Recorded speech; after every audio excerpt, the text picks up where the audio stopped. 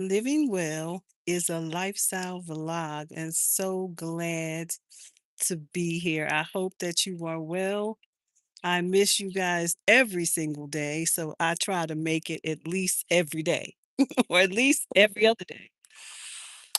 Whew, my title. I just was watching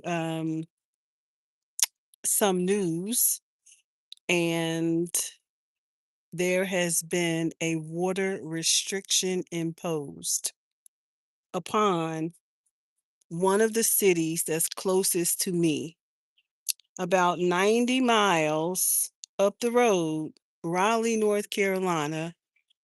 The city of Raleigh, North Carolina has imposed a water restriction. What does that mean?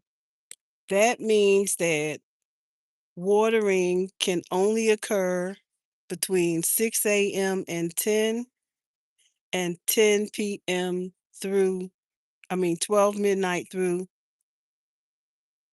10 a.m. And the other restriction is that they have, if your house is an odd number, then you get to water once a week on Tuesdays. If your house is an even number, you get to water your lawn on, I think it was Saturday. I'm not sure what day it was, but there's only one day a week that they actually allow you to use your sprinkler systems. It is wild. I know that is what I saw, and I thought it was so unbelievable. But for those of you who are out there and you are gardening this year, one of the there's several things you can do to keep, first of all, keep your plants cool, keep them growing, because your plants do need water, right? Some of us live in environments where we don't have trees, where you have open sun just blazing all day long, and that could parch your vegetables. One of the things that I did was I put in trees. I put in fruit trees. The other thing that I did that 2 years, a year and a half ago now, is I put in wood chips.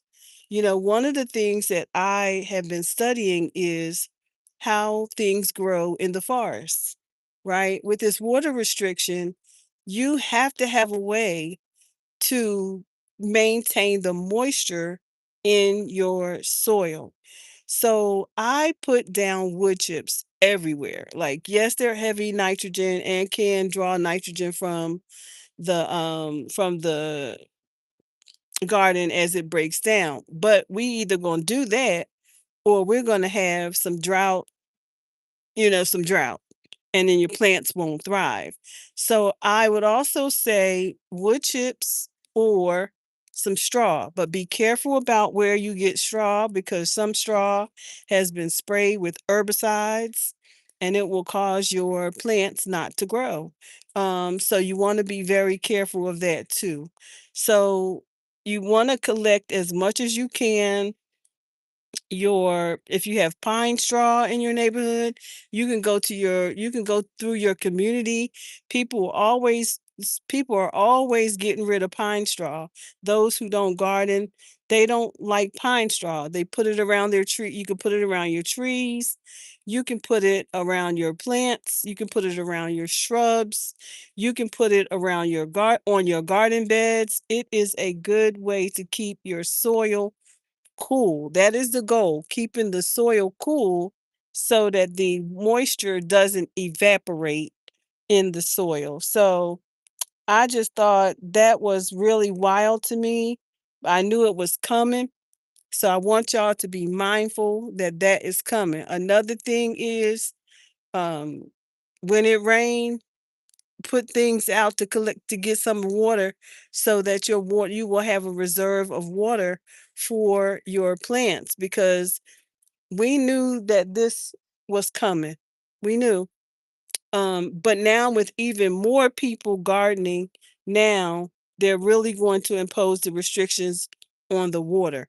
That's We had to have seen that coming, and it's sad because a lot of people are new gardeners, and have not implemented those steps. But if you stumble upon this here video, I need you to pay attention and stop getting rid of your weeds. I mean, I'm letting my weeds grow in certain parts of my garden, not all of it, because I'm 63 and I don't like picking, but I have decided that in my perennial gardens, I'm letting the weeds grow up too, because why? I mean, it's keeping there's flowers over there that's growing too, so they staying cool, right? So again, so let me show you what I'm talking about, just so we are clear about what some things that you can do, because I never want to just tell you to go and do something and then not give you a clue as to what I'm talking about. Number one, these trees up here. You see them pine trees? They're always dropping stuff. Collect it and put it around your beds, right? In my bags, I have straw in my bags. So you see this? I put it around my plants. So when I do put water in this, um, it will keep it will keep my soil from evaporating, the water from evaporating so quickly. So that's one way. You see this bed? Now, this is the bed I was telling you about. That's a perennial bed. I don't care what grows up in here. There's a lot of everything: cabbage, parsley, oregano, flowers, sage, trees, whatever. I'm just letting it grow. I'm not even thinking about it. But what I did was I took pine straw and I put it down and layered it down in here. I just put stuff down to keep my soil cool. Another thing that I do is, let me show you over here. Um, is number I put down some breathable cloth. I put down breathable cloth so that the cloth can make water and keep the soil covered as well. I group things together. I group a lot of stuff together so that they can keep each other cool, right? Put things together, create more of a permaculture so that your vegetables don't starve, don't compete with each other, and then don't starve for water. It doesn't matter how many people are here. They will come back. People will catch this video another time. Another thing you could do is you could put down, hey Phil, how are you doing? It doesn't matter to me how many people are here. I'm just putting out some information. All right. Yes, I am chatting. I'm giving out some information for them to come back and get. All right, so this is another way that I keep my soil cool is I put down rocks. Now some rocks will cause more warmth in during the daytime, but this is really a shade bed. So this is pretty much stays really, really shady and cool. So I put this down just to keep the weeds from growing over here, because it's just a rose garden.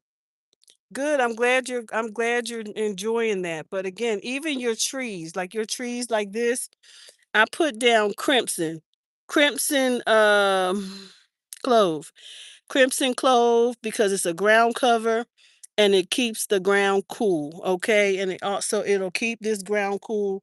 So you have to go ahead and think about what you're going to do to make sure that your plants stay cool. Here's another thing, even in this asparagus bed, it has straw on it. Now I have to go through here with that restriction. I'm going to have to move really, really quickly now to make sure that all of my beds are covered. Here is my ground covered with the wood chips, and I have more wood chips. I'm going to go now and put down the rest of these wood chips around my beds. Like this bed right here is already planted. So now what I'm going to do is I'm going to go get wood chips and I'm going to put into this bed, because I need to make sure that it stays cool. Even though this is a part sun, part shade area, I still need to make sure that the ground is not raw and open so that the water will evaporate. That is the goal. Keep the water from evaporating. And any trees that you have, even things like this right here, I put clove around this mulberry, and it's wood chipped. So I pulled the wood chips back because I needed to fertilize, and I didn't want anything close to the to the base of the tree. So I pulled all the wood chips back. It's still keeping the ground covered. It's still keeping the ground cool around there, but I'm putting in this clove because the clove is not only going to keep it cool, it even feels cool down here. It'll keep it cool, but it will also feed the soil nitrogen. So that's really, really important for us right now, because with these restrictions, with all the new people that are gardening now, it's gonna be tough. It's gonna be some success, and many people will not succeed because they're gonna, they're not gonna be able to water it. I mean, they have a way of, shutting down water systems. So we have to be really ever so mindful. Yes, I do. Do you have chickens? 4 eggs. Do I have the chickens 4 eggs? I got the eggs. I didn't collect eggs yeah, I did. I collected how many eggs did I collect today? 2. I collected 2 and 2 somebody laid in the playground yesterday. So I had 2 from the playground and 2 from the box. And sometimes when I take too long to get them out of the playground, they will lay the eggs right in the play on the playground. They'll leave me a gift. So anyway, I want y'all to be mindful that we have got to preserve our beds so that they are safe. Put the straw in your bags, put the mulch around your plants, be vigilant, preserve water, collect water. I have an open trash can. I've collected water. Every time it rains, I have water. So I open the trash can and I put out everything. I put out a pot, I put out this uh whatever I have, I'm putting it out so that I can collect water because what you're not going to do is what they not going to do is keep me from taking care of growing my food because what are the farmers going to do? If they're only allowing drip lines. That's right. Oh, that's a good idea. Your friend, when he has a shower, puts a bucket in the shower and collect the water for the garden. That's cool. Maybe even take more baths. That is really good because I hadn't even thought about that. Do y'all have water restrictions there too, Philip? It's wild. It's about to be wild out here. Yeah, find ways to collect that water because with the water restrictions, they can monitor your house, the time of day they have these smart meters that can literally monitor when you are using water. Isn't that something? And the time of day that you are using water. But I am determined, and you have to. And also, another thing would be to make sure you're planting, you know, drought, drought varieties that can withstand the drought. But I think it's going to be really important that we grow things like tight, densely, because when you have densely grown, just throw that stuff in there. You have a cool environment. You have a ground that's covered. So that's where I'm getting to this year, really growing densely. I even covered up I think shared this with you all too, how I covered up my orchard. I covered my orchard up that way. My pots for my grapes are in the ground, but the pots are in a very shaded area. So let me show you what I'm talking about. This is the orchard. I mean, this is the grapevine, but my pots where these are growing are in a shaded area. So they're growing, but their pots, the soil is covered around them. I put them in the ground. Actually there's no bottom. There's no bottom to this. So these are in the ground and they are open bottomed and so the soil is staying cool. Um Again, this is a breathable cloth. So when it gets wet, and under here also is wood chips. So there's wood chips on the ground that I covered as well. Let's see let me see if I can see what you're saying. Use biodegradable soap. Okay. Right. I use vegan soap like chamomile. Yep, soaps that have calendula, no poisons to bring out to the garden. Exactly. I use calendula, which is a vegan soap. We have water restrictions all the time. At the moment, we don't, though. Yeah, they just imposed this one. This is starting next month, May 1st in Raleigh. That's just 90 miles from where I am. And that might be because they have data centers up there already, which I think is the real reason why this is happening. But I encourage you all, be encouraged for you all who stumble upon this video. Be encouraged that go ahead and implement things. And if you have things like tents, like I put up tents and umbrellas and look, umbrellas. I put up everything out here. I don't play. That's my covering. So these things are under shade. Like, right? If you can put I'm gonna string this up. It's getting a little bit of sun on this side, but I'm gonna string this up to this tent right here. Thank you so much, Christian. Yeah, I am doing everything necessary. I started last year, but I want to show y'all one more thing. I started last year implementing more of a forest floor. You see, I did wood chips over here. This is all wood chip. This is blackberry. It's all wood chipped here. My bananas, all of my grapevines over here are all wood chipped. Wood chipped. My figs are all wood chipped. Yes, all wood chip. You better put down some wood chips. Find you some wood chips. Find you some wood chips. Build you some Hugel Couture beds because this one has logs under it, logs and sticks and all kinds of things. This is the kind of building that you have to do to protect your garden to keep it moist because the logs once they get wet will maintain moisture. Because they break down. So this is a log, but this is built on a log system. Thank you so much, Christian. This one I have not. I just planted in here today. So yesterday or a couple days ago, so I gotta put some cover on this as well because these are the ones we just flipped. So we're gonna be out here doing what we have to make sure that our gardens are safe and covered. I saved all of my straw when I flipped my beds. I took all the straw out and I put it in a wheelbarrow so I could put it back down once I finish. So this is the straw that I took up and it's this is it. This is I'm gonna put it back down. You could reuse your stuff. This topic, the topic is water restrictions and how it's gonna affect uh our ability to grow food, you know. So that's what we're talking about. And I want us to, I just wanted to give some tips as to what I am doing and have been doing, like these wood chips. I had a tree cutter. A tree was cut, and I got them to dump the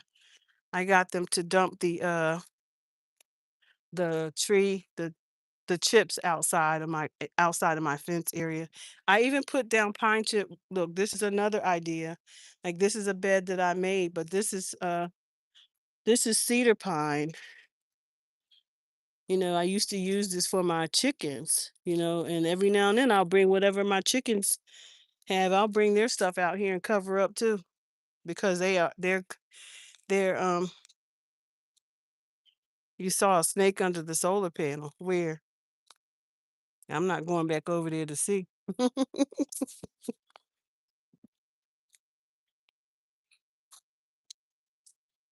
don't see no snake under there. Why did you do that?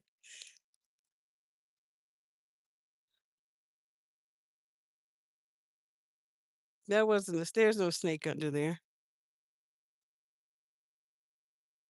Why did you do that? Why did you want to scare me? Why did you want to frighten me? I just looked under there. There's no snake under there. That's under the other one. That's a glove. That's not a snake. See, there's nothing under there.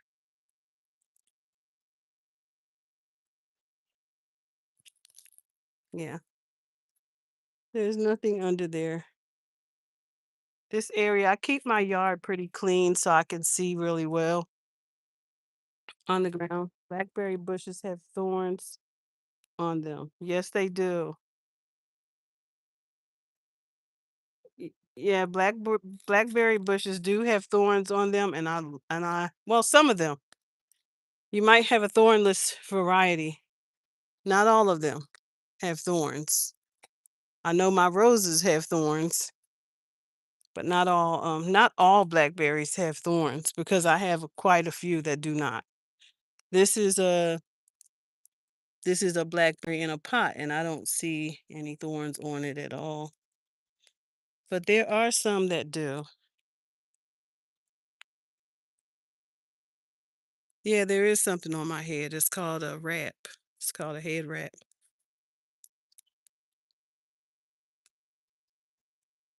Um, yeah. But anyway, Philip, I'm glad that you are enjoying the video. Thank you, Marion, Mario. I'm trying. It's hard work out here, and I come out every day and do a little bit more. And today was kind of really hot. But now with this new restriction, I'm saying, oh God, I got to elevate my risk. I got to elevate my risk level. I got to elevate to a whole nother level. And I'm seeing even this tree, this is my Georgia peach. I'm seeing some parchment on it. So I'm a little concerned about that as well. And that's because I put it in the ground. So it's getting a little parched. I don't know if it's from um, transplant, but it's been in the ground for more than a week now. But I might need to give it some soaking. So everything we need to pay attention to everything before things get really tough. Um, and I also put things at the bottom of my trees so that yes, I do love my garden. Thank you. You said blackberries are pests. Blackberry bushes are pests here in Australia. That yeah, they do grow wild, but I love blackberries, so let them grow wild. My goal is to create a permaculture, so I want them to grow and grow. Because the more they grow, the more fruit I get, and yeah, I like them wild. I like it. I like them all wild, and they're really doing well this year too. So they're growing. They're getting taller. I mean, they were small bushes too, but they're getting taller and wider, and I love that for me. Let's see, what else did I do? I'm going to have to pay attention to this peach tree because I don't like seeing those leaves parched like that. Might need to give it some fertilizer. I think this is fertilizer, and go ahead and give it some put some clove around it. Those are the only two on this side. On this whole side, actually, do not have any seeds on it. So I probably need to put some clove at the base of these three trees because I don't see any growing. I only see it growing on this side. So anyway, that's what this video is about. Was how do you protect your plants in a drought system, because without water, then what? Without water, what do we do? But that's a good idea. So I'm gonna take heed to that, Philip, because that was a really good idea. What are some other things, Philip, that you all do in Australia that help with the drought? I think I've talked about straw, I've talked about mulch, I've talked about um wood chips. What else? What else do should we consider? I got 2 bags of straw that I just Well, I didn't just purchase, but I did purchase, so I'm glad I have some. So I'm gonna go around and start putting some straw in the beds. I think I prefer to put the straw over the wood chips in the bed because wood chip can also attract ants. So we got to be really careful because we are organic and we are already, we don't want to cause a problem for our food that we're growing already. So, anyway, that is what this video was all about. I hope that you can share this video, share it with a friend, share the information with someone. If you know someone who is gardening, please make them aware that there is potential for um water restrictions once a week. That's impossible for your vegetables to thrive off of that. But I'm just like, okay, well, when it rains, I'll go get me a couple of trash cans because we gonna have water to water these gardens. Hmm. That's what I'm gonna do.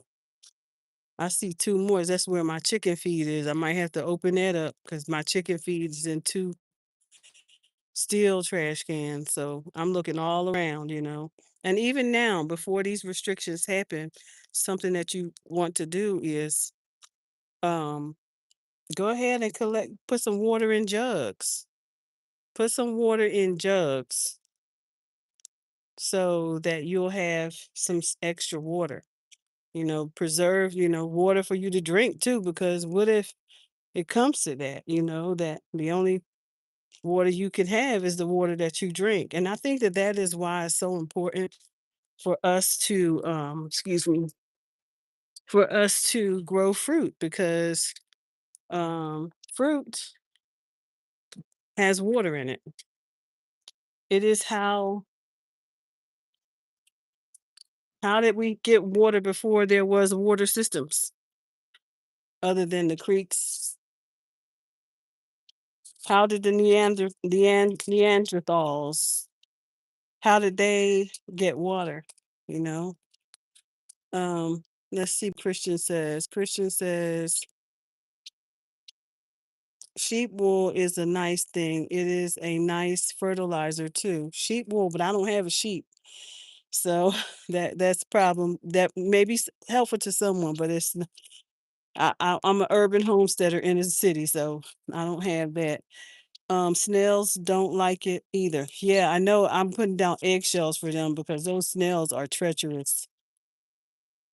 Philip says we collect rainwater and we have to suffer with the loss of certain plants. Okay. He says we have a lot of native plants though that are drought resistant. That's why, and that was one of the things that I also said is to make sure that you are getting drought resistant native plants to your area. That is very helpful too. So what we're doing this year is growing a lot of things that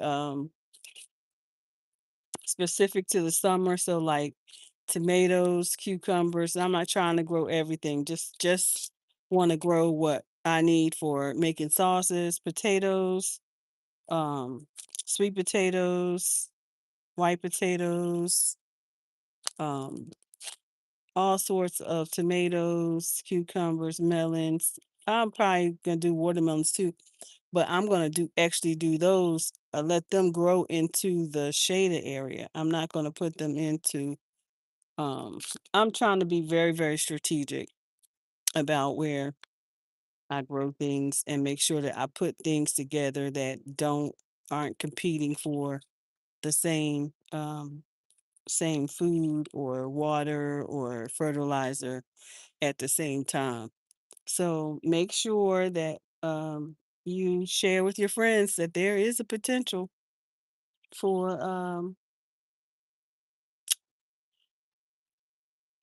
water restrictions. All these people, new people that are get coming into the space to garden. I hate this for them. And that could be why they're imposing that because so many of us said, okay, well, we're just going to grow our own food. If we can't get the food in here, then we're going to grow the food that we need so that our children and that we can eat.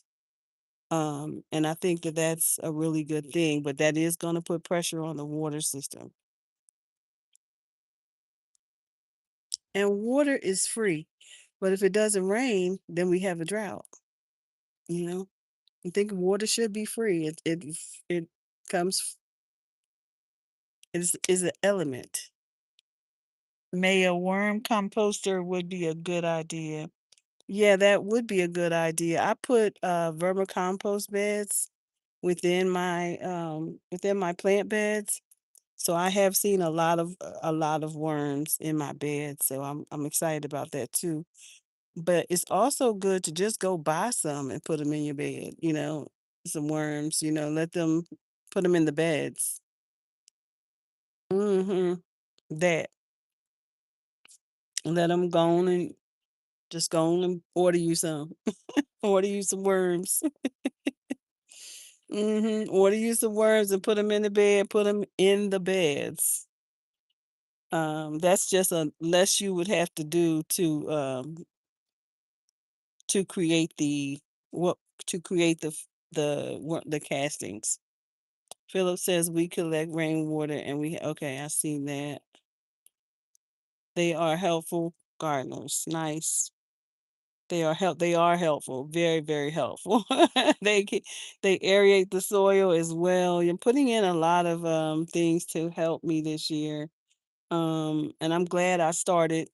I've been gardening. Last year I gardened 365 days throughout the winter and all, but I think we're approaching a time. It was very, very hot today. I want to say it was in the 90s. Um, and it is in the 90s. I believe it is. And um here in the South, we can go from spring to summer like that, just like that. And that's hard. That can be hard on the crops. But we have to keep working and keep being faithful to what we know. We can do it. Just know we can do it. And I'm encouraging, I'm praying for everyone out there who has made the decision to grow. I am praying for us. I am praying that the God that we serve, the God who created all of this, is going to give us exactly what we need to maintain our gardens. That is my prayer. That is my prayer. You said you have actually eaten worms before in an Asian restaurant. Listen, not live like that. Now, my little grandbabies have had some in the science museum, some crickets, all kinds of things. Yes, Christian, God bless you too. All right, y'all. That's all I came to talk about. Thank you so much for coming and engaging. I love that for me. Thank you for showing up here on the channel, which I'm trying to increase my capacity to share some of the things that I'm doing in the garden that from the soil up that will help people build stronger home economies. Super excited about it. And every day is there something to share, some new things, something new on the horizon. And again, I am praying for all of you out there that God gives us exactly what we need when we need it. All right. Now, so until next time, bye for now.